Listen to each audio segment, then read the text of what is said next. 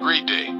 Today's headlines: MK Party chaos continues as Jabulani Kumalo, who was expelled first from the MK Party, wrote a letter to the Independent Electoral Commission of South Africa, expelling and asking to remove former President Jacob Zuma as the MK Party presidential candidate. Violence erupts in the country with opposition political parties making scenes.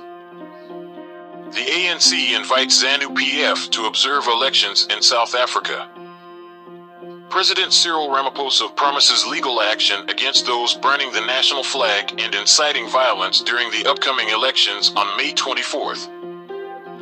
More to come, just the headlines first.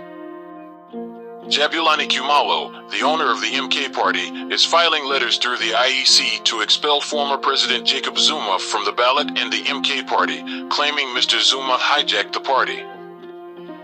Just a little background: we saw through the spokesperson of the MK Party announcing that Jabulani Kumalo and 4 others being expelled from the party.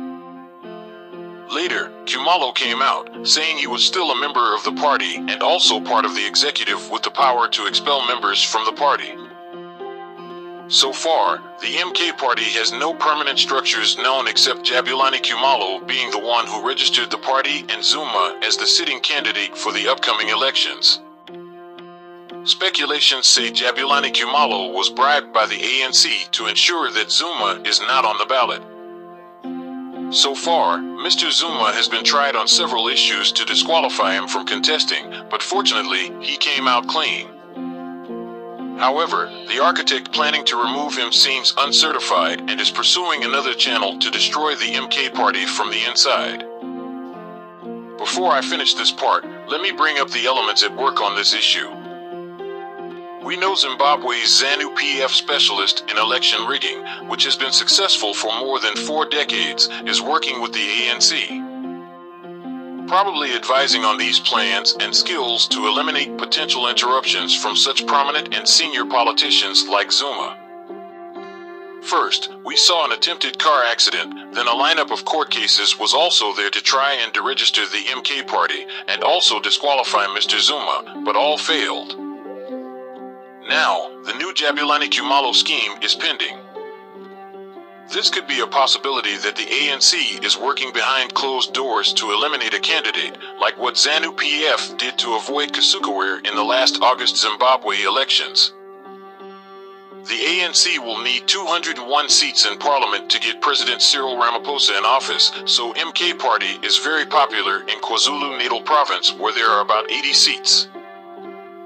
Just imagine MK Party getting even 30 seats in that province, or keeping in mind the EFF was second last in the number of seats in that province, and it maintains its standing.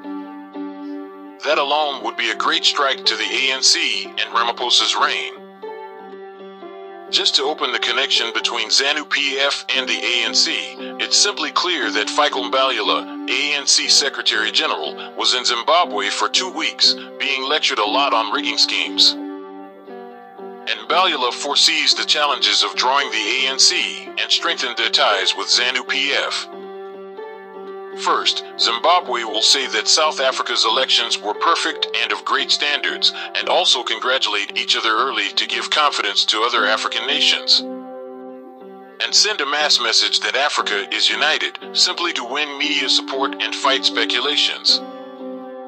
The sounds of violence are increasing near the elections, with some unscrupulous politicians burning the national flag, which is ridiculous and beyond political expression, displaying a lack of love for the country.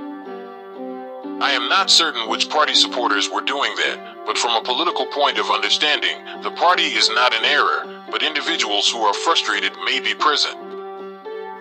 It seemingly appears that these individuals see the ANC in the national flag, or they did what they did out of negligence. President Cyril Ramaphosa issued a warning to such actions, and those inciting violence will see more in the coming days.